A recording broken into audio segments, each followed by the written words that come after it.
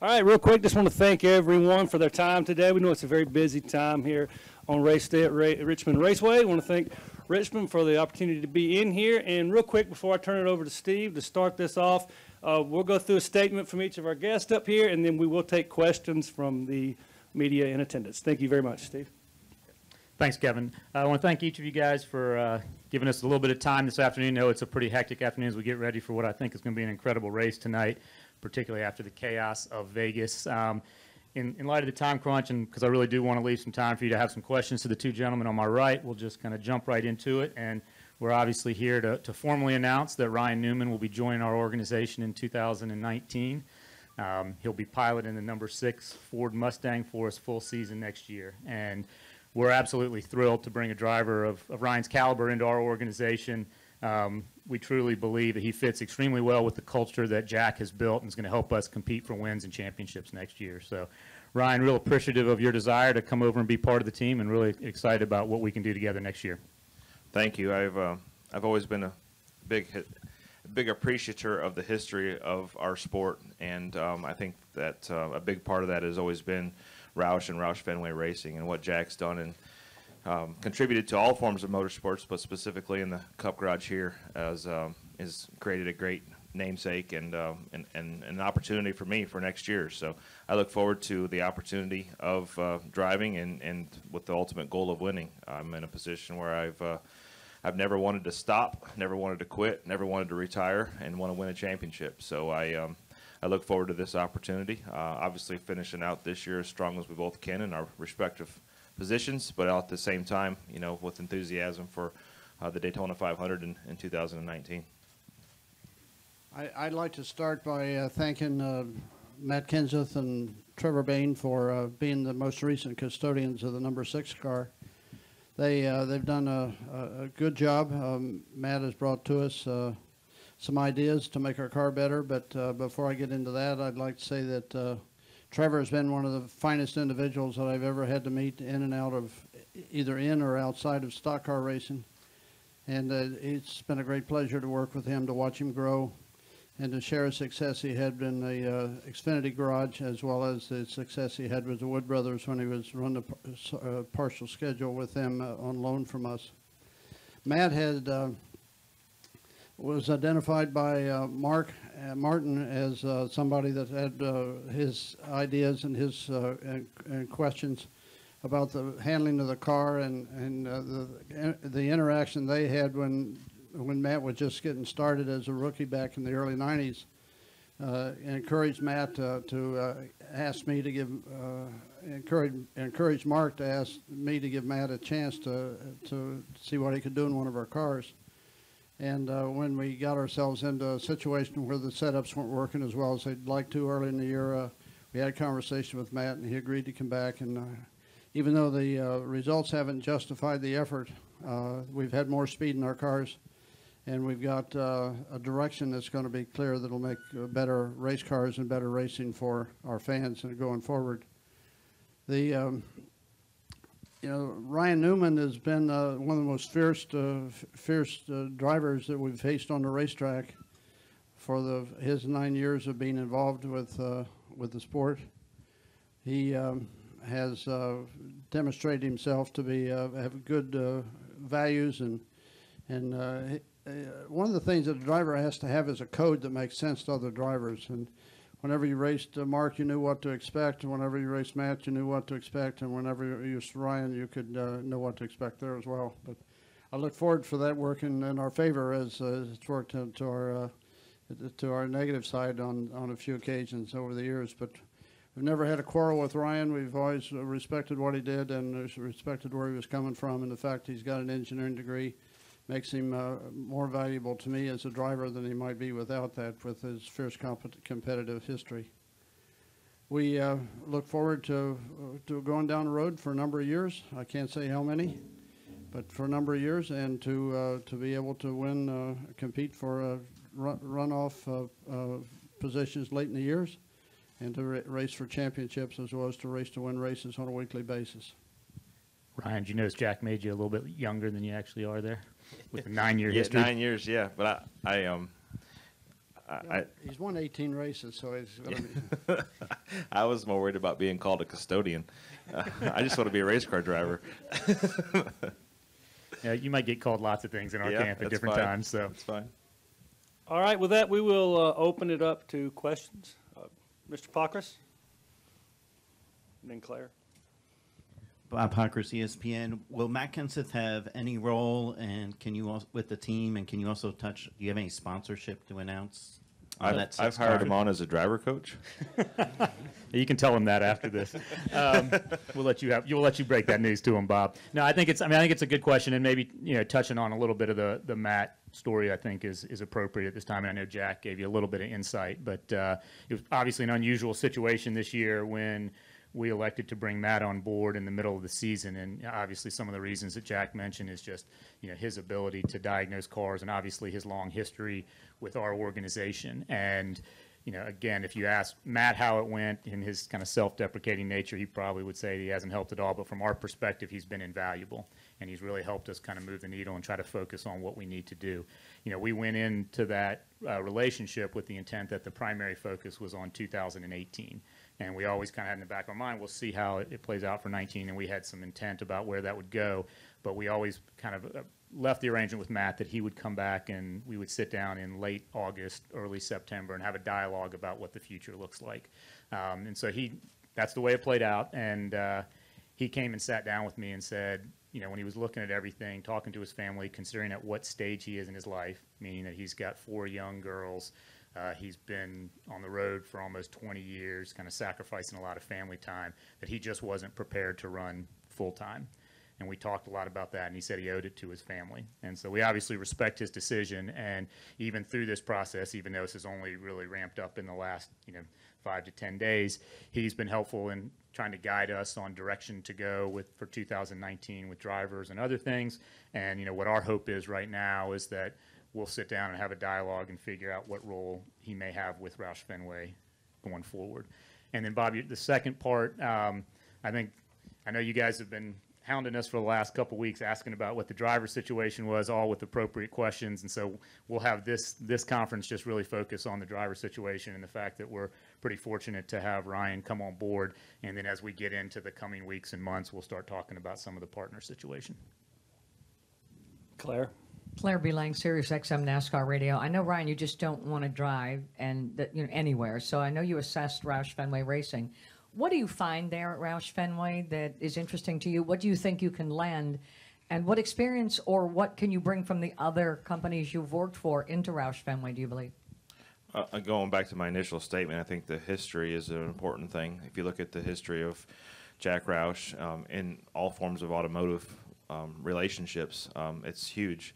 From a performance standpoint, what they bring with Roush Yates engines, the people, everything that's built and invested is there to stay. And as Steve mentioned, it's just an opportunity for me to help them grow their program from where they have been and to hopefully where we all want to be. And I think that we have both an equal opportunity of doing that. And can you bring, what you learned? I think obviously you bring a level of experience, and that experience is good experiences and bad experiences, whether it's, a shock or a spring package or dealing with certain people or, different kind of programs and how things are run, shop layouts, different perspectives I would say that I've kind of kept in the back of my mind that make an impact on the end result of being successful. But it's all those things from everywhere, from the time that I grew up, working and racing them out of my dad's shop to the different cup organizations I've been a part of. We'd probably say Ryan's being a little bit humble there because we think he's fairly unique in the garage with his engineering background, with the number of different teams and manufacturers that he's seen, and we think that's going to help tremendously as we're trying to take that next step. Next. Over here. Deb Williams, RacingToday.com. This could be for Steve or Jack, but you mentioned about sitting down and having Matt Kenseth assess everything and what he felt that you needed. Is it something that he said that led you to Ryan because of Ryan's engineering background and his experience? And if so, what was it? that something that Matt's told you needed that led you to Ryan? Well, I think, I guess maybe in kind of clarify what I was saying, I think Matt over the last few months has been working with our whole competition side and with Ricky and the other drivers to try to isolate areas where we need to continue to improve. And I think he's really helped in that fashion. When I actually sat down with him, we weren't having a technical discussion. It was more kind of about his future, what he wanted to do, what he had on the horizon, and kind of when he settled on the fact that, you know, it really was time for him not to commit to full-time racing. When we talked about the different drivers that were out there, I mean, he had a big endorsement for Ryan. Obviously, they've raced against each other for a long time, and he, you know, thought that he would fit in extremely well with both the culture that we have and where we're trying to go. Don Jeffrey, CSBN Media. Ryan, you first came into the series, you got the nickname the Rocket Man, but over the years, you've earned the title as the hardest driver to pass on the circuit week in and week out. So what type of respect level does that, you know, pride for you inside and the respect of the other drivers mean to you? Yeah, I guess if I go back and think about it as being called the Rocket Man, it was a time where I was winning poles left and right. It just kind of came easy, and we had cars and, you know, kept track position and never really, not a lot of people had a chance to pass me. And then as, you know, some of that started to deteriorate, we weren't winning poles. We were having to race a little harder. You know, I amped up my game of not letting guys by. And, you know, I never had the guidance of a Mark Martin to teach me give and take. And it took me a couple years, I would say, to learn the right time to give and the right time to take, and the right places on the racetrack to do that equally as important. So, yeah, I think just, you know, overall, just, you know, my experience in the past of all the things that I've done, and from a qualifying standpoint back in the day, I've been a little disappointed, quite frankly, recently, to not even had a pole in the last, I guess, 5 years. So I look forward to that opportunity changing. Steve Wilson, SpeedwayDigest.com.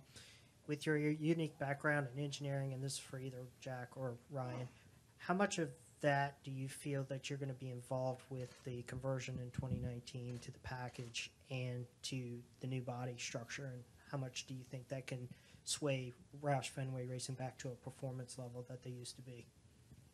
Yeah, I think from an engineering standpoint, if you look at the way technology has affected our sport and our lives, our everyday lives, you know, computers are driving pretty much everything, not just in the media center here, but in the garage, and that is even more important now with the lack of testing, which I commend NASCAR on, for us to be able to spend time with our families and do the homework on a computer through simulators and through simulation to make a difference. So I think from an engineering standpoint, having a lot of experience with different packages over the last 18 years of my Cup career, and you know, the knowledge of the engineers at Roush Fenway in conjunction with Ford as well, to be able to work through the most important race of the season, in the Daytona 500 being the first one, but then, you know, the typical cookie cutter racetracks that happen shortly after that are equally as important to winning the championship.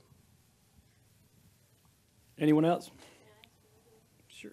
Go ahead and start with Bob and work your way back. Bob Pockers, ESPN. Ryan, when I talked to you last week and was asking about some teams, you said, well, the 78, you know, at one point wasn't doing great and built up. What do you see in this organization and the 6 car that makes you confident you can be part of the answer to their struggles? Teamwork, you know, putting the right people in place. They're willing to listen and make the right decisions collectively, and that's you know, everybody puts that effort forward. It's just a matter of how well you do it. With respect to the 78, I think everybody in this room knew that they had their challenges. You know, being a Colorado-based team, starting out so individually, not aligning themselves with people to start with. You know, they chose a very steep uphill battle, and they succeeded in doing that.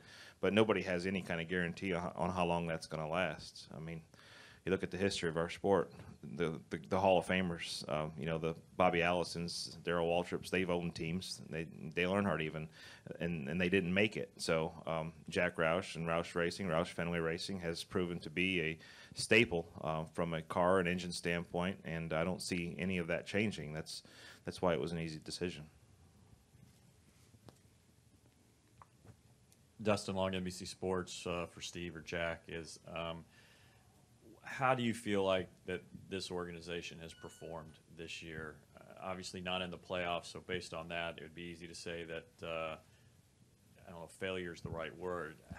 How would you say that, and how would you look at, are there things that have gone well for you guys that you feel like you're making progress for We've been on a path of constant improvement. We were improving and changing our cars in ways that have had some benefit before Matt got involved. But Matt brought with us to us a sense of what was happening on all four corners of the car, and he sat in the car initially, and he said it didn't feel right, and he identified the issues he had with what was happening with the front of the car and the back of the car, and there were questions that were on the list of things that we were going to explore that we hadn't prioritized, that we prioritized as a result of his suggestion, and that's manifested ourselves in having extremely competitive cars at Bristol and at Indy. Indy is one of the places that we haven't won yet, that Ryan has won at, and I'm anxious to share in his knowledge of that as well. But we had arguably one of the fastest cars, if not the fastest two cars for a two-car team at Indy. We managed to break a valve spring on one and to have a jack failure or misstep with a jack on the other that cost us a chance to win. But the wins are just around the corner. The cars are much improved, and I expect them to be more improved when Ryan has his criticism and his constructive suggestions to what we can do as we get into next year.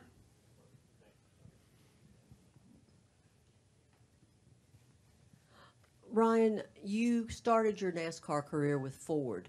What changes, or if any, or what made you want to or feel comfortable about coming back to Ford?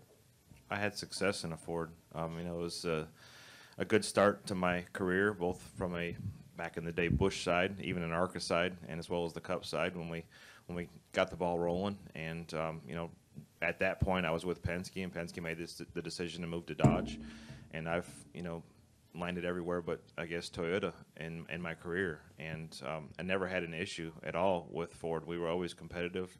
You know, back in the day yourself, we had really strong horsepower. So, you know, there's really two things that are extremely important. A lot of things that are important, but two things that are extremely important in what we do, and that's horsepower and downforce. So, you know, that makes it a little bit easier. And for me, from my standpoint, it's about people. You know, Ford has proven this year, if you look at the results, to have the right people in the right places to be successful. And, you know, the win column says that. Dustin Albino, front stretch. Either for Jack or Steve, what was the decision process like in going with a veteran driver compared to maybe a younger driver? You know, I think we were in a fortunate situation that because some of the rumor mill had started early, even before Matt had even talked to us and made any decision, that we were approached by a number of drivers, and so I think that was flattering. But for us, you know, kind of the clear-cut favorite and was Ryan, and we're really glad that when he looked at his options, he decided this was the right match. And I think at this point, you know, where we look at where we are as far as development process, as Jack mentioned, you know, we've had a lot of speed at racetracks, and I think we just felt like Ryan was the right person to come in and perform immediately. You look at his track record, it's as good as anyone out there, and we also just felt like he could also help us take that next step based on his experience and his background. Zach Tan's already kicking the tires.net. Ryan, you still have about 9 races here with RCR to end the season. How do you feel like this may affect the rest of the year? And really for Richard, how special it would be for you if you're able to get one more win for him this year? Well, there's not a person in this garage, at least a deserving person in this garage, that doesn't want to go out there and win the race tonight. So my job is to go out there and do everything I can to the best of my ability. And, you know, I stand by my team this year. Obviously contracted to them, but they're friends of mine, and you know, the opportunity was there to move and do something different next year. So there's two separate timelines, and I look forward to tonight. We have a good race car and the opportunity for the rest of the season to try to get back to victory lane. That's as important to me as it is many people on our team. Anybody else? Ryan, I know you had something you wanted to talk about with the hurricane relief. Yeah, just I want to take a second. I know it's there's a lot of people from the East Coast here, but my wife has done a lot in the last week with the efforts of Code 3 Associates and IFAW, which is the International Foundation for Animal Welfare, to put in a lot of time and effort with Hurricane Florence down in the I guess it's the perimeter of Wilmington, in I guess it's Burgaw County, something like that. So I've got a pretty extensive list of pictures and videos and stuff that she sent me, but really special the way a lot of people in the NASCAR community, as well as fans from the outside, have contributed and supported her. So just really proud of what she is doing with those two groups and what we have at the Rescue Ranch. You know, she is a very passionate woman when it comes to animal care and animal loving, and some of the things that she has seen, like last night was a good example. She wouldn't even tell me that she didn't want to talk about it. She just, let's talk about something else. So you know, it's been something that's kind of weighed on my mind this past week with her being gone, kind of being Mr. Mom, and at the same time knowing that she's doing the right thing and helping out. So just want to say I'm proud of her and everybody's support of her in that situation. I want to thank everybody for the time. We'll let you get back to your race day preparations. Thanks. Thank you.